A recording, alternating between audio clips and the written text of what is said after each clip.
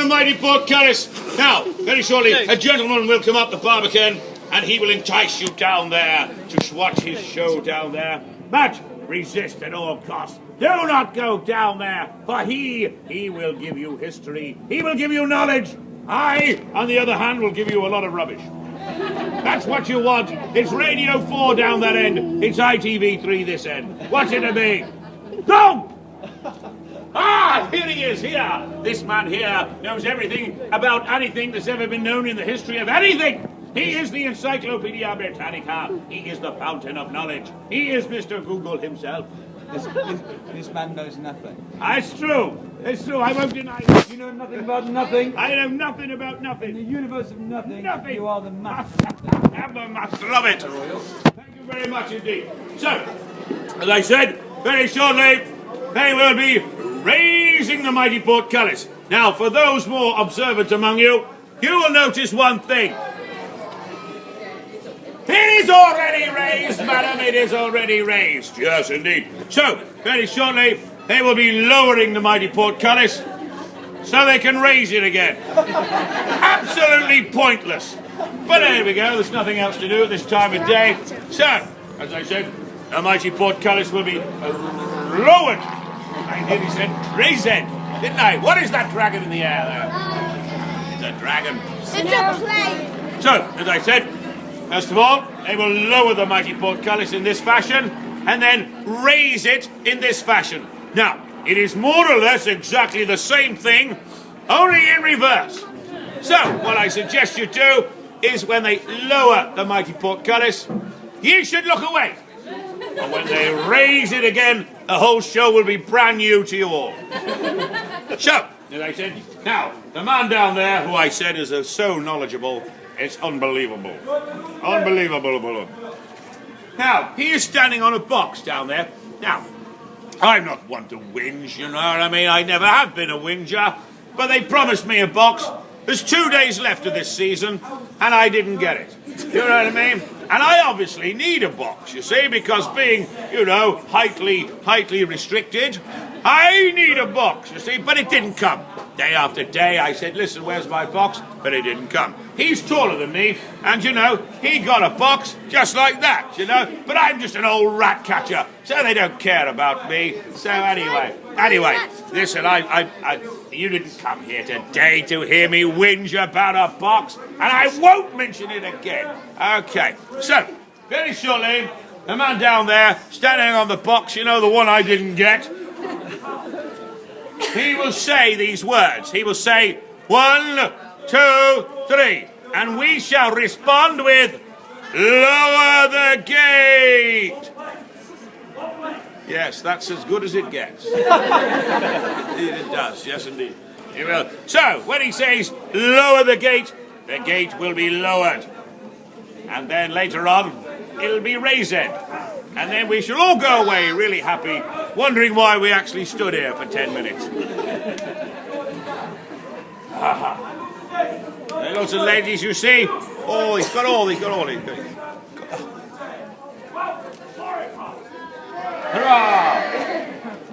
I could have said that. But if I'd have had a box, you know, it would have been a more commanding thing, you know, but I haven't got a box, so I'm not going to say it. So, are we ready then? Does everybody know what they're saying? Yes. Lower the gate. There it is there, down there.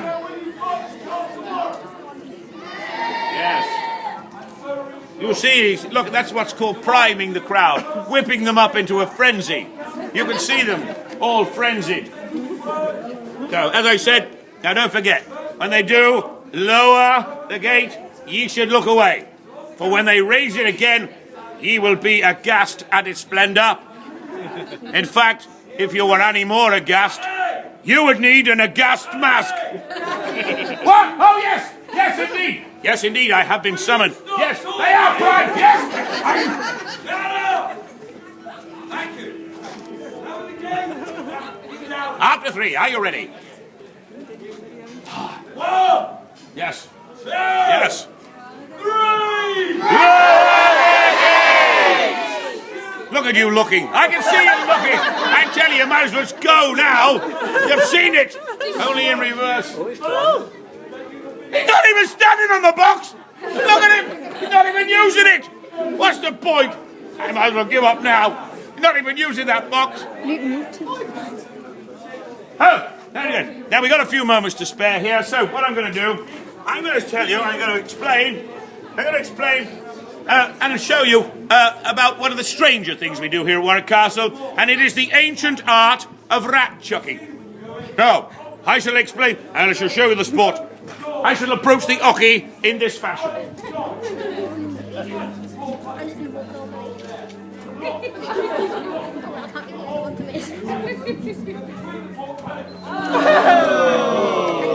Now, I missed on purpose there.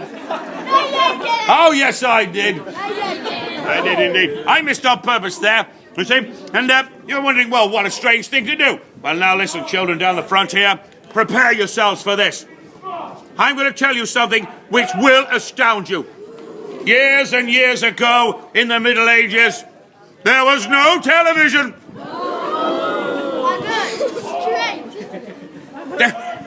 Three children have fainted. They have indeed. So they used to amuse themselves in all the strange ways, and one of those was the ancient art of rat chucking.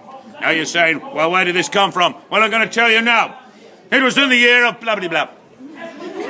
Good King Billy the 23rd came to this castle, but when he arrived here, he found that the castle was actually made of Lego. Well, he didn't like Lego, you see, because earlier in his life, he'd had a Lego-related incident. In the form of standing on a piece of Lego in his bare foot. Now, all raise their hands if they've ever stood on a piece of Lego in their bare... Look at that!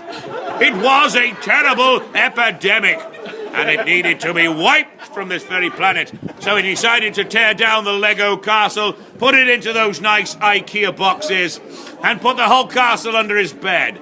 Well, it took him about 2 weeks to build Warwick Castle, and that includes a tea break. Oh, he was very, very, very, very, very, very proud of it indeed. And he's... Oh, wait a minute, I do apologise.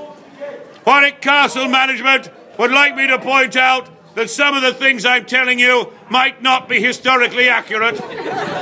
So, he was very proud of it and decided to have a party to open it. Well, he invited a lot of very important people and a barrel of beer. Well, they were all having a very good time indeed, and he decided to open the castle by cutting the ribbon. Well, he stood upon the rostrum, which is a bit like a box, you know, only bigger. You know, he could get a box because he was king. In fact, they called it a rostrum, not a box. You know what I mean? But it was easy for him. You know, I'm just an old rat catcher. What do I, you know, nobody cares about me, but he was a king. Obviously get a box straight away. You know, like him down there. You know, anyway, I promised what, I won't say it again. I won't mention the box again. Sorry. Anyway, he was very proud of it. And he stood upon that beautiful box.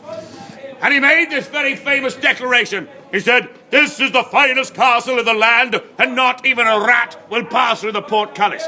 Anyway, the jester was standing very close by, and he said, "Hey, King Billy, I bet you I could get a rat through the portcullis." Anyway, King Billy, he looked down at the jester and he said, "How dare you? How dare you speak to good King Billy in that way? I should chop your head off." Anyway, the jester said, "Oh, please don't chop my head off, good King Billy." Anyway, good King Billy was in a goodly mood that day, having partaken of the ale, and decided to give the jester a bit of a chance. He said, "I'll tell you what I'll do, jester. I'll give you 3 rats, and if you can pass one of those rats through the portcullis, your neck will be sane." So what we're going to do, we're going to reenact that little scene here, and I'm looking for a volunteer, you. Now, what's your name? Luke. Now, Luke will be taking the part of the jester. I shall be taking the part of good King Billy the 23rd. And you all will be taking the part of a mob of medieval half-wits that good King Billy had hired for the day from Rent-a-Mob. Now, I want to see lots of baldrick from you all, lots of spitting. Get yourselves into that medieval role. Now, Luke, the jester, he was past 3 rats. He approached the ocky. The crowd went oisht. With trembling hand, he pulled back on the first rat and let fly. Ooh! Went the crowd of half-wits. The second rat went back. Ooh! He was 1 rat away from having his head chopped off. The crowd went oisht. He approached the ocky and let fly. Oh! Unfortunately for Luke the Jester, he had missed, which could mean only one thing. No. Good King Billy was in a goodly mood that day and decided to give him another bash at it. So he was past 3 more rats. The crowd went ooshed. He approached the jockey and with trembling hand he let fly. Ooh! The second rat went back. He let fly. Wait. Let me get him built up here. He was definitely 1 rat away from having his head chopped off. The crowd went oist again. Oist! He approached the jockey and let fly. Oh! Don't be Luke the Jester. Unfortunately for Luke the Jester, he had missed, which could mean only one thing. Stand here. That good King Billy was in a goodly mood that day and decided to leave his fate to the crowd of half-wits. Now look sad, Luke, look sad. Look at that sad little face. How could you chop his head off? Look sadder, sadder. You're laughing now, look sad. All those that say we should chop his head off, say chop his head off. Chop his head off! I'm going to be honest with you, Luke. It ain't looking good for you. All those that say we should save him, say save him! Save him! No! Off with his head! Poor old Luke. But I tell you what I'm going to do, Luke. I'm going to let you make your own way to the dungeon. Now listen, have a day out. Have a day out today, have a few ice creams. Then later on today, make your way to the dungeon. Tell them I sent you.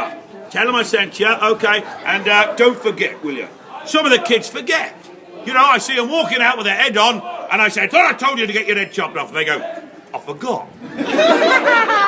So don't forget, will you? Give him a great big round of applause before he gets his head chopped off. Off with his head!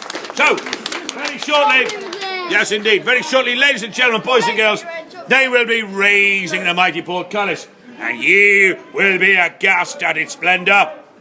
In fact, if you were any more aghast, you haven't done that one. I'll do it again. In fact, if you were any more aghast, you would need an aghast mask. Oh, come on.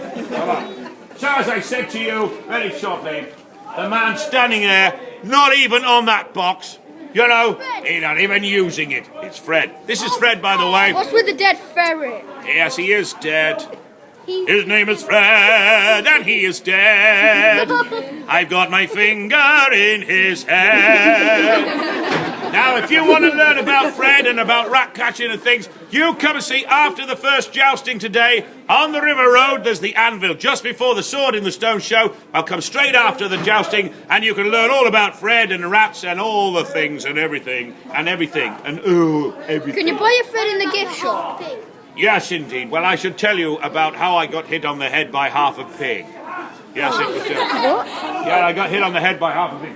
Yes, indeed. Are you ready for this, ladies and gentlemen? Because ye will be aghast. Are you ready? What are we doing? Are you ready?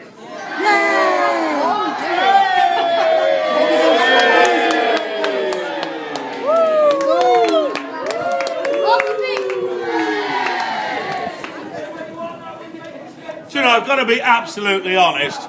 I've never seen so many disappointed people in all my life. You know, all that build-up and then that was it. Well, I'm terribly sorry. Very shortly, all those people out there will come in here. But we have the upper hand. We are on high ground. We shall charge down there and we shall kill them all. Who's with me? Yay! Well, I say, who's with me? I shall actually be standing here.